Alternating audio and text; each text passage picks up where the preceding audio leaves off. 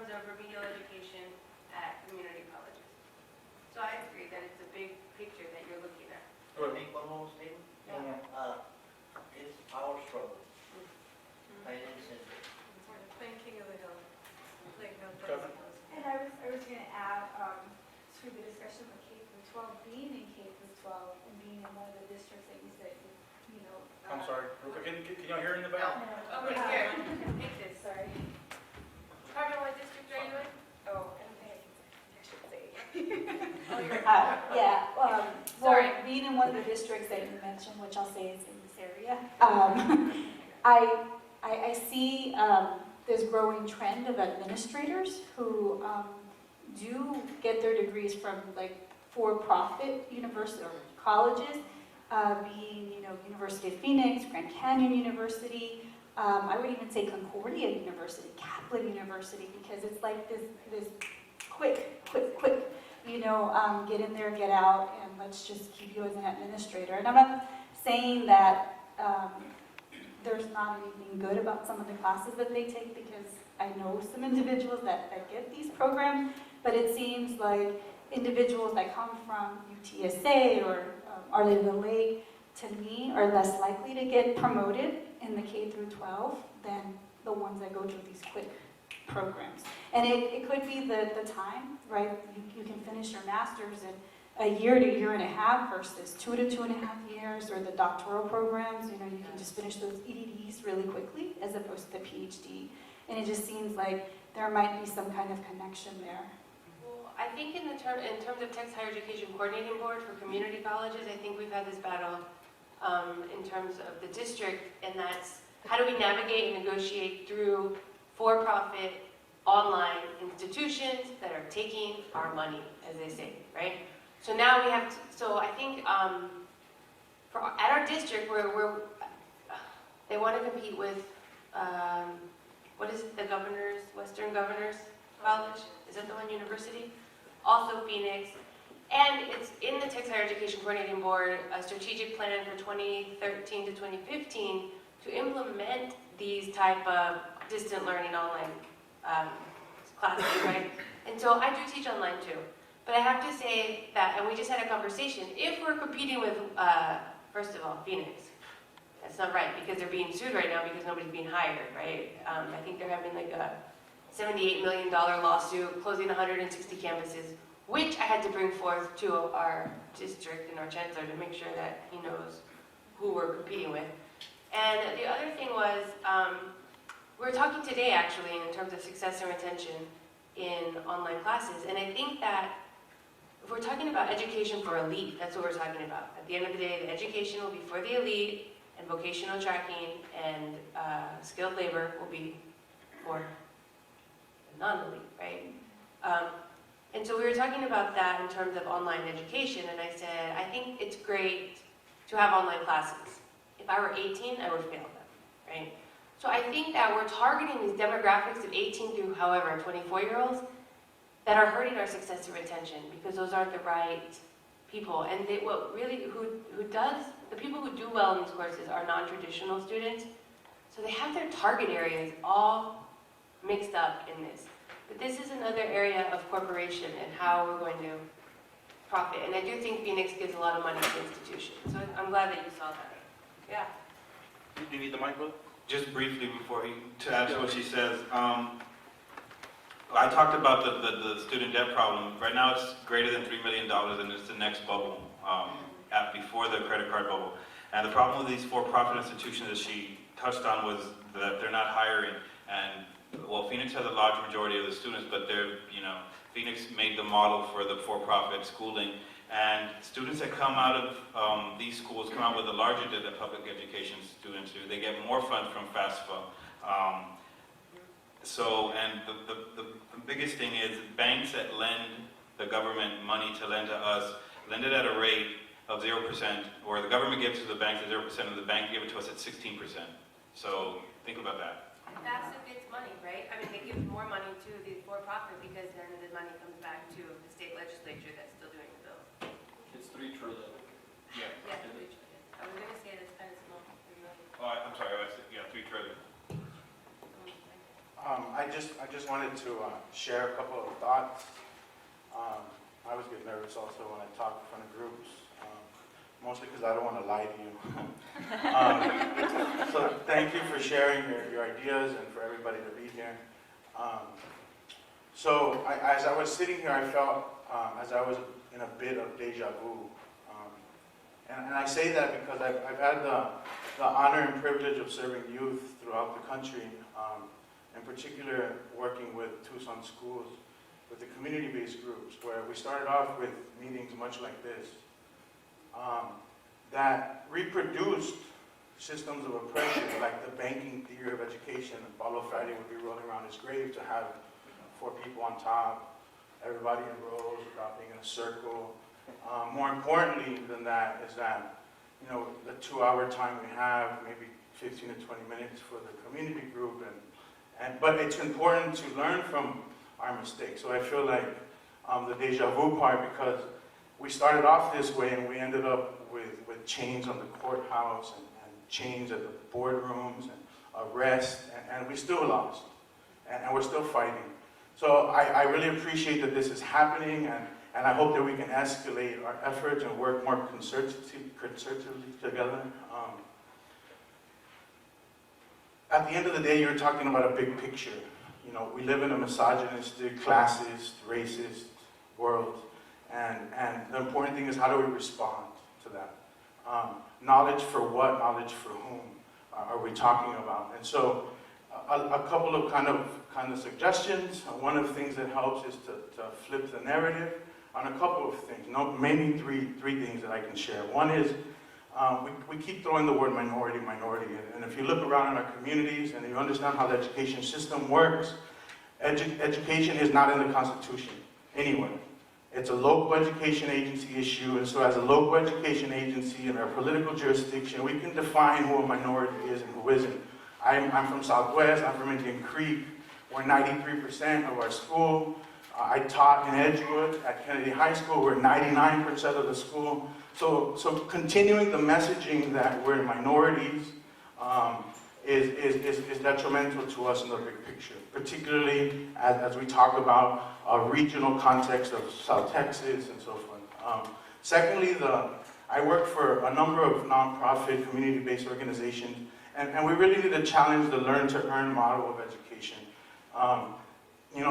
Our homies that graduated out of Tucson, and I always got in trouble with this as a teacher, because I would tell kids, I don't want you to go to college.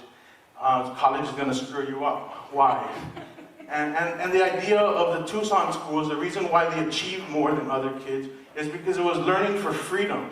It was learning for liberation, not learning to earn, learning to get a job. So we define success as the further I move away from Indian Creek, and the further I move away from poor communities and live in more rich communities. And so to flipping the script on how we're defining success and how we're defining our goals in education. And lastly, and this is a really hard one for me, Antonia was like my mother, my teacher at St. Mary's, and they sent me to work in indigenous communities in Chiapas with the Zapatistas, and I was thinking, there was a military conquest and a spiritual conquest. So there's kind of a contradiction talking about liberation and indigenousness in the Catholic Church and getting a degree from one. But we live with these contradictions every day. And so my only suggestion is that as we move forward in our community, we start to define our success as how much of a community we can create. And we don't create a community in this type of structure. We're reproducing other structures that don't work for us. And so my only suggestion as a consejo is that the storms of Milton Friedman, and a lot of the people like Wolfowitz and these advisors to these presidents that created all these policies, the big picture is that for a long time, we're trying to privatize our public education system and our money. And it is a $400 to $500 billion a year industry. And 3 families control, with $4 billion, the whole curriculum across the country.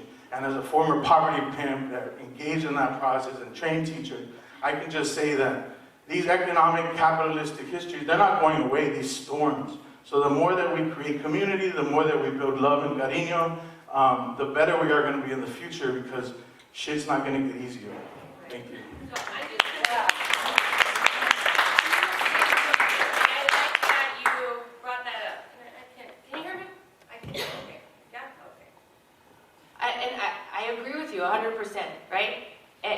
But at the end of the day, for me and for faculty members, we have to navigate and negotiate through a system that we get paid for, right? We take home a paycheck. We have 401k plans. So I'm always like I'm in my office with the Express News calling me about what happened on Wednesday, right? And I'm thinking, oh my God, am I getting fired? Am I going to lose my tenure? Am I going to be able to be assistant, associate professor? So for myself, I have this balance that I have to do because I do know that we have to infiltrate a system, right? And we have to infiltrate a system, but not forget, like Teresita said, right? Not lose who we are, our identities. And I think we took a lot of heat this year for that within our own institutions. And it's hard to navigate because I hear you, and I think we have to build community, but I don't want to get fired either. And that's a fear that I have as a junior faculty member. And I don't know if any other faculty members have that fear. And Rusty Barcelo talked about this at the Knox thing, and that we can have that fear and we shouldn't have that fear. But I don't feel like I work in an institution that allows for that Even fear K through 12. cease to exist. Yeah, even K through 12. Right. And so I think we're having these open discussions, but at the same time, I do have that underlying fear. Like you can ask Karina, who I always work with. I'm like, am I gonna get fired? Is today the last day? Yeah. So, but I hear you, and I agree with you. I just don't know how to navigate through a system of bureaucracy either. I'm trying to. And fear is legitimate. Fear is completely legitimate, but that's why it does take a village. It does take the you know, like we've had meetings before where juniors express this fear and it's like, well, I don't want to lose my job. I'm like, I don't have that fear. I'll do it. I'll say it. You know, I'll do it. That's why we have to work together. And a couple of points that you made that I absolutely love. I actually wish that we had the time where I can like actually stay in Lakesh. In Lakesh is like the philosophy, a Mayan philosophy in regards that actually the Tucson, like Sean and all them, I know that Sean was the one who taught me about it. In Lakesh is the proverb basically saying like, I respect, I'm getting lots of namaste. I'm sorry, what? Tú eres mi otro yo. Tú eres mi otro yo. And it's basically saying, kind of like namaste, kind of like multiple phrases that are around the world. It's this natural instinct that we have to respect each other because we are each other. The same life that is breathed into our body comes from whatever source that you want to believe, but we are all connected in the fact that we're all a human race. And I think that's crucial to hold on to that and to bring back that whole compassion for each other and for ourselves is missing out of our education system because it has become this system of bottom line dollars and numbers and churning out people that are skilled and labored and that can fill our factories and companies. And we do have to always remind not only ourselves but our politicians what the purpose of our education is for. There is a difference between K through 12 education because that's like required all around, but like he said, the higher education is still a little bit closer to our control. It's not in the Constitution, so we can redefine things, and that brings me back to the point that you also stated in regards to the language that we use with each other, and Teresita mentioned this also, we need to redefine what terms we use in our own language. Because if we change our own language, I always say it to the Maso group, you have to decolonize your tongue. If you don't decolonize with your tongue first, how are you going to talk with somebody else and engage in this change thought process? We are not minorities. We are not illegal. Capriglione in the hearing referred to every Mexican American as an immigrant.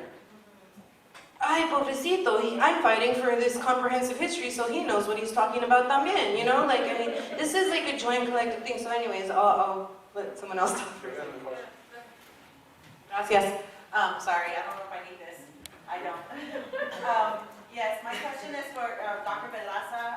First of all, thanks for the panel for sharing your thoughts and your words of wisdom to everybody who has been limited with it, not every, or whatnot. My question is, Dr. Pedraza, you mentioned the infiltration and fear and everything because of what you're doing for the lucha, and we appreciate that as estudiantes.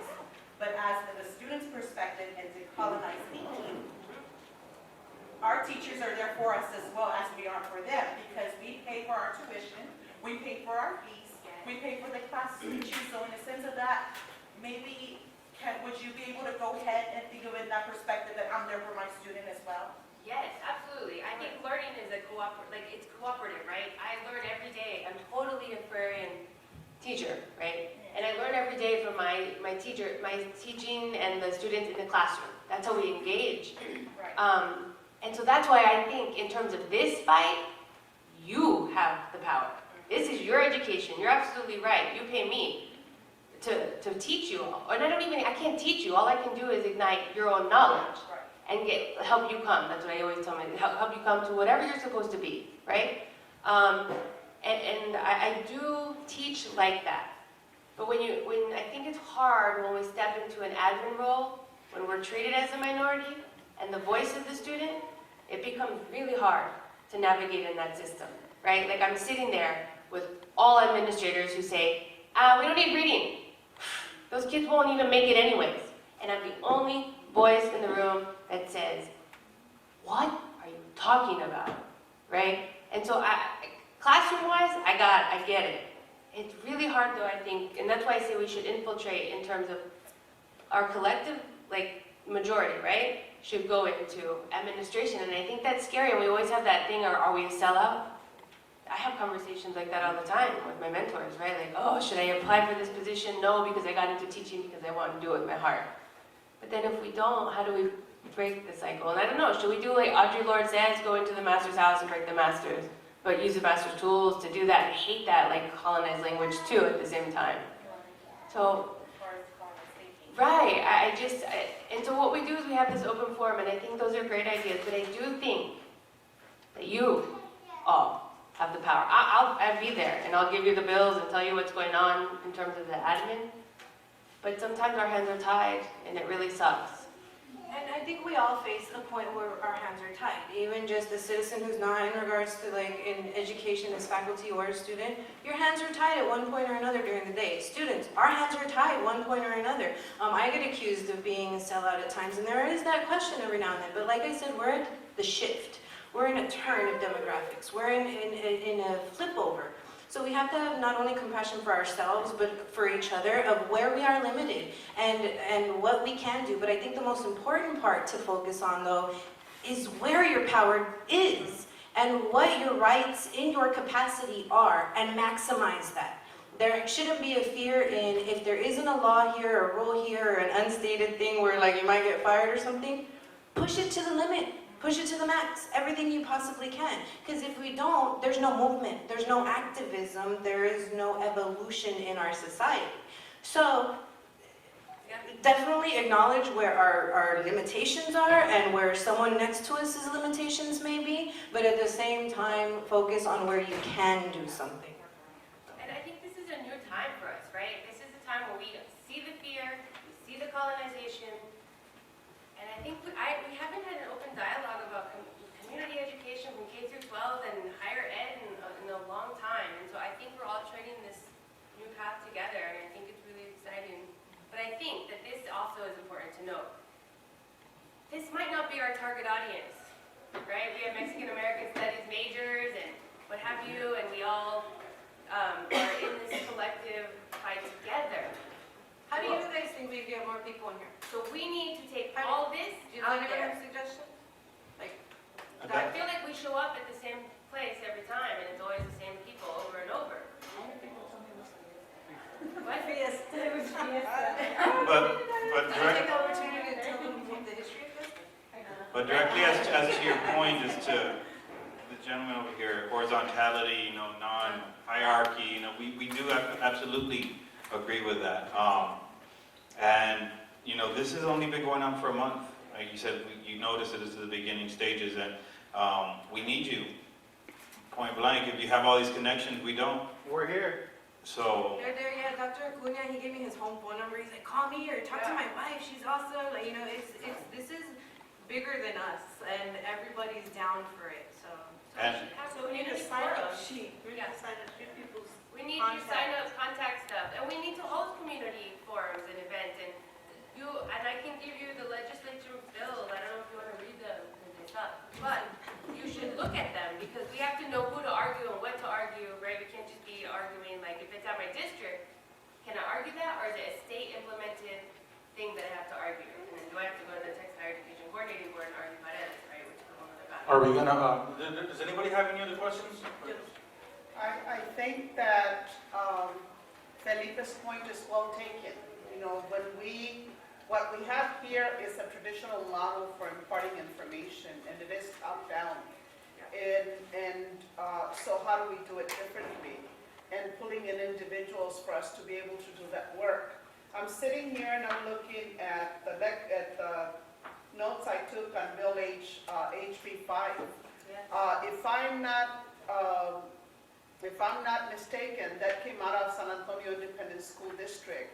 And it was Ed Garza who proposed that model of educating students, introducing it as a leadership strategy for retaining students. And that happened at Jefferson High School. I did a letter writing campaign. George and I wrote a letter, and we were actually called un-American and communist because we were calling them out as building cannon fodder for the wars that we have in the Middle East. And that, my letter was a little bit more to that effect. I think Dr. Negrete is a little bit more polite than I am.